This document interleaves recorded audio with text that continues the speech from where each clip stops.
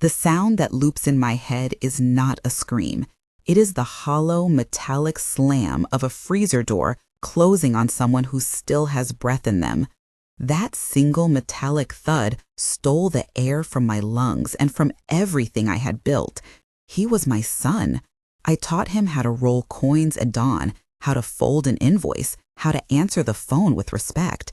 He was the boy who used to chase customers to give away pastries for free. He was the one I trusted with the safe and with the keys to the branch. This is not an accident. This is not a tragic mistake explained away by bad luck. This is deliberate betrayal. I survived because I had to, because I wanted to force a truth into the light that many had tried to bury. Over the next minutes, I will show you bank statements that do not lie, forged signatures that read like a riddle, a life insurance policy hidden in plain sight, and the recording that changed everything. If this touches you, leave a comment and share this story so that the truth does not remain in the cold of my basement or the silence of our town. I will walk you through the night I nearly died, the files I gathered while I was supposed to be recovering, and the moment a room full of people heard the name of the man I once called son and realized what he had done. When I was a child, our kitchen smelled like yeast and cut lemons. My mother taught me to measure flour by feel. I learned early that the world could be built from small, consistent actions. I spent my teenage summers sweeping flour, wrapping loaves, and writing names on paper sacks. At 21, I opened my first small counter with a second-hand oven and a borrowed van. The first year, we barely paid ourselves. I slept 3 hours at a time and wrote inventory lists on the back of receipts. That persistence turned into customers, customers into a branch, and a branch into a small local brand known for honest prices and warm hands. I married a man who believed in my dough and in my stubbornness. We grew a business by caring for each worker like family and by treating ledgers like promises. After he died, I swore I would not let the legacy die with him. I learned enough accounting to read a balance sheet, enough law to recognize when papers smelled wrong, and enough patience to wait for the truth to reveal its seams. I am not an expert, but I am a vigilant owner who learned to count every cent as if it were a memory. That background is why when small numbers started to shift, I felt a chill that had nothing to do with weather. My son Noah was the bright laugh in the bakery for years. He could fold a croissant by the time he was 9 and balance the cash drawer at 14. He studied hospitality and promised to take over the family business. He married, had a child, and seemed to be following the path I had paved. At the same time, he began to spend more and sleep less. He began to say things like, "We need a modern image, we need to diversify, we need a partner that can scale us nationally." I trusted him. Audits at our accountant were cursory, and the monthly inventory checks became less thorough as the brand expanded into 2 additional branches. A year after my husband died, I noticed small withdrawals from branch accounts showing as transfers to a company I did not know. I trusted again because he was my son. This trust cost me sleep, financial stability, and nearly cost me my life. The first loss hit like a leak you cannot find. The cash in a Saturday register was short. The deposit slip had a number that did not fit the receipts. I confronted Noah gently at first. The dialogue that followed was long and run through with everyday language that made the betrayal feel like a softened bruise. I recall the exchanges in the back office that afternoon in lifelike detail. Noah said, "Please do not make this into a big deal." I said, "Tell me what you did." He said, "It is nothing, just a loan for a project." I said, "For whom?" He said, "A partner, a friend." I said, "Who is the partner?" He said, "You would not understand." I said, "I raised you on understanding." He said, "I needed help to grow faster." I said, "Help up front or help behind my back?" He said, "Mom, I am trying to save the business." I said, "Show me the documents." He said, "They are in my laptop." I said, "Why not on the office files?" He said, "It is personal." I said, "Personal has cost us money before." He said, "I will fix it." I said, when? He said, soon. I said, no more secrets. He said, promise me you will not sign anything. I said, I will not sign anything without seeing it. He said, okay. I walked out of that room with a feeling like the bakery had taken a small chill that would not leave. The smell of coffee that day was thin. The wooden counter felt cold under my palms. That small scene was the first knot. Over months, there were whispers, inconsistencies, and paper trails that led to empty offices. An inventory report showed a mismatch between recorded stock and actual goods. A transfer labeled branch maintenance went to an LLC with a name that bounced between registered addresses. I did not have an inclination toward conspiracy at first. I had a ledger and a life. The more I checked the books, the more the numbers argued with reality. Names of suppliers and emails were correct, but the invoices did not match deliveries. Small vendors complained of unpaid bills, while payment confirmations existed in our banking portal. The pattern of embezzlement is never a loud crime. It is a series of small respirations, suffocating an organization from the inside, paper by paper. I will not pretend I knew the forensic vocabulary. I know enough now to explain how the fraud worked and to name the professionals who helped me unspool it. The technical audit took place in a small conference room with fluorescent lights and a table full of receipts. Miguel, our accountant, was there, as well as Jenna, the branch manager, and Rosa, the senior baker. I remember how the air smelled like stale coffee and toner. The conversation that day was full of slow exchanges as we pulled records and stared at numbers. Miguel said, "Look at the transfer dated April." I said, "That is not our vendor." He said, "It goes to an offshore invoice company." I said, "How much?" He said, "It is 4 months of transfers."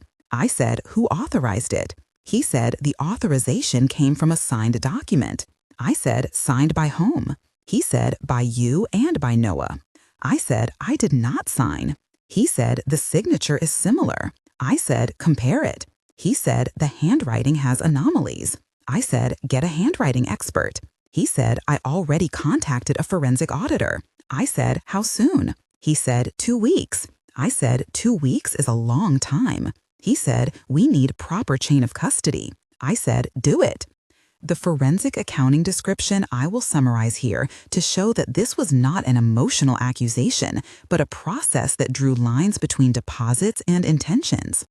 The auditors traced money flows through 3 bank branches, 4 LLCs, and a series of small vendor payments that rerouted to a parent shell. They reconstructed emails line by line, matched timestamps to CCTV footage, and cross-referenced payroll authorizations. The report showed systematic embezzlement and fabricated maintenance bills. It took more than 200 hours of analysis to build a credible matrix that a prosecutor could use. The result was a ledger of deceit that named people and dates. The first real confrontation happened in my kitchen at midnight after a string of suspicious late-night transfers. I had printed pages from our bank portal, and Miguel sat with me at the table with a lamp that made the bills look tender and exposing. The emotional exchange in that small kitchen needed to be spelled out with the fullness of a courtroom transcript because each sentence mattered. I said, "Look at this transfer." He said, "That is the same account." I said, "Who set it up?" He said, "It was set up last year." I said, "By whose signature?" He said, "By the director." I said, "Which director?" He said, "Noah." I said, "Why would Noah?" He said, "He had access." I said, "Then what are you going to do?"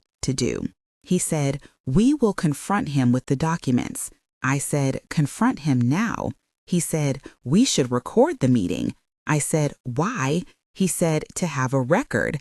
I said, "I do not always need proof to feel betrayed." He said, "Proof helps when feelings are not enough." I said, "Then we record." He said, "Okay." I remember pressing the record button on my phone with fingers that felt foreign. The conversation that followed in the small office was a sequence I will never forget because it was the moment the man I raised unfolded into someone I no longer knew. Noah said, "Mom, you cannot accuse me without cause." I said, "I have bank statements." He said, "Those are old entries." I said, "Why did you set up a company in your name and send payments there?" He said, "It is a consultancy for expansion." I said, "Your company is 36,000 in the red." He said, "I was trying to cover short-term cash flow." I said, "By taking money out of our payroll and suppliers." He said, "It was temporary." I said, "Temporary became pattern." He said, "I will return it." I said, "With what?" He said, "I have investors." I said, "Who?" He said, "Private." I said, "Show me the contracts." He said, "They are not signed yet." I said, "Then who authorized those transfers?" He said, "I did." I said, "Why did you sign my name on a life insurance policy as a co-owner?" He said, "You agreed to the policy." I said, "I never signed anything for a co-owner clause." He said, "There must be a mistake." I remember seeing his face change between anger and pleading. I remember thinking that the man in front of me was performing something like a script learned over years of lies. The recording captured every nuance we later used. The day of the freezer was ordinary at first. We were closing a branch after a long Saturday, and inventory took longer than usual. The night smelled of yeast and lemon peels. The walk-in cooler door was blue and heavy, the blade of light from the stairway painting the metal in a sterile hue. I went in to check stock. I felt the cold air wrap around my legs like a blanket placed by somebody who had grown tired of warmth. The door closed behind me. Later, the staff would say that the latch had been modified. They would point at a small file of screws and a worn gasket. That night, the door closed and the motor hummed. I clawed at the seals with hands that tingled. I called out names. The voice that answered was faint at first, in my ear, and then a guttural sound swept the chamber. The sound of my own breath resonated wrong. The freezer scene is one of the moments that I relive with sensory detail because it was physical and absolute. I will describe 6 sensations that remained seared into me. I felt the shock of cold like static under skin. I heard the compressor as a distant thunder that swallowed words. I tasted metal on my lips from a small cut when my hand hit the rack. I smelled antifreeze and old cardboard from the pallets in the back.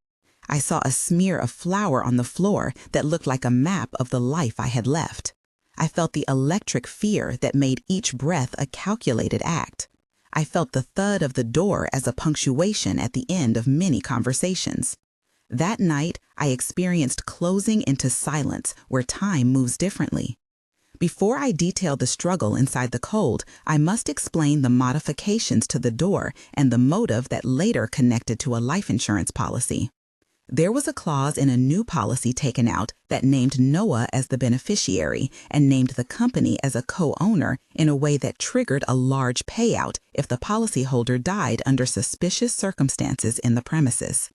The policy language was dense and intentionally opaque. When I asked for copies, the agent said, "It is standard corporate coverage." When I requested to see the application, the handwriting looked similar to my signature. Miguel called a handwriting analyst. The analyst found microstrokes and pressure patterns inconsistent with my normal writing. The policy had been finalized 2 months before the freezer incident. Inside the freezer, I struggled to keep moving. There were sounds I now hear in my sleep. Footsteps outside that did not come to help. A muffled voice that I would later recognize as his when he whispered it while I fought the latch. The confrontation in that cold room must be rendered with the length and texture of actual speech because the dialogue of those minutes carries the proof of intent. Noah said, "Mom, you should have listened." I said, "It is Noah, please open the door." He said, "If you had agreed, nothing would have been like this." I said, "Agreed to what?" He said, "To sell the branch to clear debt." I said, "You never told me there was debt like this." He said, "I tried to hide it." I said, "You hid transfers." He said, "I had to move quickly." I said, "Move me out now." He said, "Not yet." I said, "Why?" He said, so the insurance would pay. I said, you cannot be serious. He said, I am. I said, open the door now. He said, not until the contract is signed. I said, you will sign it now and release me. He said, the contract needs you dead for the payout to be clean. I said, you are lying. He said, I will not hurt you now if you stay quiet. I said, I will scream. He said, there is no one to hear. I said, no one. You will believe you in time. I said, I will survive. He said, you will be gone. I remember the way his voice got thin, like a thread pulled tight. I remember trying to use logic to buy time. I tried to ask where the documents were, to call someone, to bargain for oxygen. He pushed the latch and I felt more cold fold me. I remember praying silently to the memory of my husband and to the smell of bread. I remember feeling my hands numb and the taste of metal in my mouth and thinking about the granddaughter who loved the cinnamon buns. Then, like a miracle that felt more like luck than intervention, the compressor jammed momentarily and the door popped. I tumbled out with frost on my eyelashes and with Noah standing holding a folder that said transfer and life insurance in black ink. He looked at me like the man who had chosen the ledger over blood. I was rushed to the hospital with hypothermia and mild frostbite. In the emergency room, the lights were too white and the monitors were a chorus of beeps that made my heartbeat a note in an arrangement. I recall the smell of antiseptic and the warmth of a nurse named Nora who pressed a blanket to my shoulders and said quietly, "You are not alone." The hospital scene contained a confrontation that would later become a centerpiece in the case. I will give you the dialogue that occurred in the ward with the nurse, a detective, and later the man who pretended to be sorry. Nora said, "I need to check your vitals." I said, "Please call Miguel."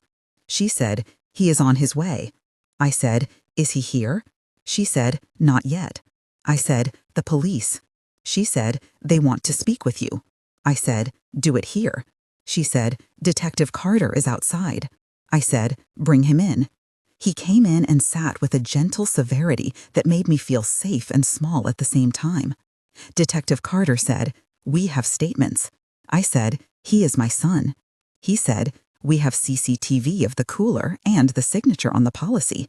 I said, "Are you sure?" He said, "We need you to give an official statement." I said, "I will." He said, "Did he say anything?" I said, "He told me this was necessary for the company." He said, "That is material to motive." I said, "You believe me?"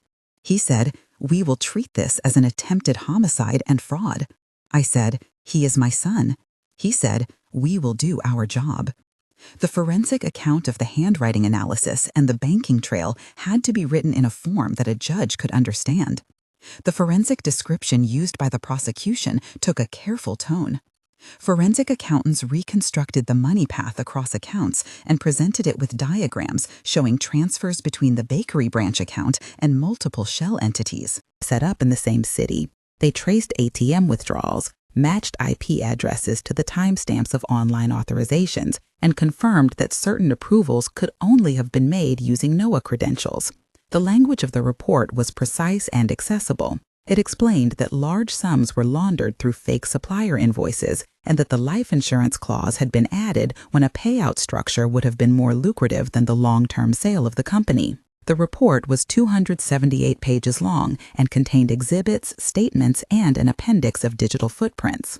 After the hospital, I spent weeks in legal meetings, in private conversations, and in confrontations that felt like scenes from a courtroom drama before there was a courtroom. I started assembling allies. Miguel the accountant agreed to help in every way. Nora the nurse provided a statement about the whisper. Rosa the baker and Jenna the manager produced witnesses from the staff who saw late-night logins and a man delivering boxes with no labels. Officer Carter arranged for a seized laptop to be imaged. Prosecutor Harris took the matter seriously and offered to open a case with charges of attempted murder and fraud. Outside us, there were community voices naming support and outrage. Linda from the Guild wrote a letter of solidarity. Marcus the supplier gave a sworn statement that invoices were falsified. Paul from the bank froze the suspect account temporarily. Each name mattered. Each person who stepped forward added a brightness to an otherwise dark script. I do not want to hide the fact that there were moments I nearly gave up. In the second month, the evidence seemed to slow and legal processes move as though through jammed gears. There was a hearing where a judge asked for more specificity. There was a board meeting where Noah attempted to explain himself and where some members sided with him until the paper trail made their choice impossible. The board meeting is one of the long scenes in this story because it was where the public would finally see the documents and the space where status would fall away. The boardroom smelled of lemon cleaner and power. There was a projector, a table with coffee cups, and a folder with the full forensic report. The exchange that day had 10 back and forths and the texture of a small trial. I stood and spoke first. I said, "This is what happened." Noah said, "You are dramatizing." I said, "This is evidence." Jenna said, "We need time to review." Marcus said, "This is a family matter." Linda said, "We owe the employees the truth." Paul said, "The bank will cooperate." Noah said, "I was protecting the company." I said, "You protected yourself." Noah said, "You cannot prove intent from a policy." I said, "The signature analysis does." Detective Carter said, "The CCTV shows modified latch." Miguel said, "The transfers were authorized by user credentials." Noah said, "Those credentials can be used by others." I said, "Who else had access?" Noah said, "We all share passwords." I said, "Not in the accounting entries." Noah said, "Mom, do not humiliate me." I said, "I will not be humiliated by a cover-up." The room gasped when I pointed to the document that showed the transfers the week before the attempted freezer incident, and then the life insurance policy, adding a co-owner clause the next day. The prosecutor was there with the warrant, and the police stepped in to arrest Noah that afternoon. The reaction of our employees was immediate. Some cried, some stayed, some left. The press arrived the following morning, and our small town that used to quietly buy bread now had a headline that read, "Betrayed by blood." The criminal process that followed was neither quick nor painless. There were pre-trial hearings, an eventual indictment, and a trial. The legal descriptions that matter for this story need to remain technical and specific so people know how a case like this is made. The prosecutorial approach focused on motive and opportunity. The defense argued absence of intent and misattributed signatures. The forensic presentation included expert testimony on handwriting comparisons, chain of custody for digital evidence, and bank reconciliation showing unauthorized outflows. The court relied on a combination of documentary evidence and witness testimony to establish a narrative that matched to the physical evidence from the freezer. A senior forensic accountant testified about a scheme of embezzlement and the structure of shell companies used to siphon funds. The jury deliberated and reached a verdict that acknowledged attempted homicide and multiple counts of fraud. There were several intense moments in court and in the months of preparation. Each of these is a tension moment I will expand to show the human and procedural stakes. Moment 1, the unfreezing. I woke in cold and darkness and thought I might never tell the story. My limbs were numb and breath a managed thing. I felt the floor like a map of sharp grief. I smelled oil from the compressors and the sweet smell of my own sweat. I tasted metal and fear. I heard a muffled voice I recognized and felt a presence that wavered between care and calculation. The memory of those minutes is a hollow ring that will not stop. Moment 2, the discovery of transfers. I sat at a small table with receipt copies spread like a funeral. I saw a chain of transfers to an account that did not match any of our vendors. I felt the paper slip like a traitor. I smelled toner and coffee. I tasted bitterness as names were read aloud. I heard the clock tick. I felt the tilt of the world as trust slid into suspicion. Moment 3, the whisper in the hospital. A voice close to my ear said, "There is no next time," and the words felt like a promise and a threat. I heard the sterile whisper and the beeping monitors and the footsteps. That left me to contemplate a thin line between cruelty and reasoned plan. I felt safety and fear at once. Moment 4, the boardroom exposure. The projector flashed numbers and a hush fell. I heard murmurs and then sharp sentences. I felt relief at the exposure and dread at the family fallout. I saw faces I had loved rearrange into those who could not reconcile fact with affection. Each of these moments is not simply a plot device. They are windows into the sensory and moral dimensions of what it means to be betrayed by someone trusted enough to be family. After the trial, the consequences were concrete. Noah received a prison sentence for attempt and fraud. The court ordered restitution, and a receivership was appointed to manage the company for a period while we worked on recovery. The audit recovered a portion of the funds through clawbacks and negotiated settlements with several shell companies. Insurance contested the payout, but the clause that read co-owner and beneficiary was invalidated when the court found fraudulent misrepresentation. There were corporate changes approved by an emergency board and a new accounting system implemented with multi-factor authentication, so no single person could authorize large transfers alone. Recovery was corporate and personal. The company restructured, rehired staff who had left, and launched a community campaign offering discounted bread to former customers. We repaired the cooler, removed the patched gasket, and replaced the latch with a model that required 2 signatures to lock forever. We installed CCTV with timestamps linked to bank transfer logs. We held town meetings to explain the changes and to apologize to those who felt betrayed by the brand. The legal and financial processes are tedious and precise. When I talk about recovery, I mean specific actions carried out over months of negotiation and labor. There were technical steps in rebuilding that deserve to be named. The new accounting protocol required separation of duties so that procurement, payment authorization, and reconciliation are distinct responsibilities. We contracted an independent auditor to perform quarterly checks. We implemented dual signers for transfers above a threshold and encrypted our document management system with verified logins and an audit trail. We registered the company assets properly at the registry and tightened control over insurance policies so that any major change required board approval and notarized consent. These process descriptions help others see that practical measures can guard against betrayal. As for the community, 5 people stood with me publicly and unselfishly. Miguel the accountant provided the first alarm. Nora the nurse sang support in the hospital. Rosa the baker and Jenna the manager kept operations running during the legal struggle. Linda from the guild organized support. Marcus the supplier and Paul the bank officer gave statements that shifted public opinion. Officer Carter and Prosecutor Harris moved the case forward with diligence. There were also neighbors like Elena and Frank who brought warm meals during my convalescence, and a friend named Daniel who helped by scanning and organizing exhibits late at night.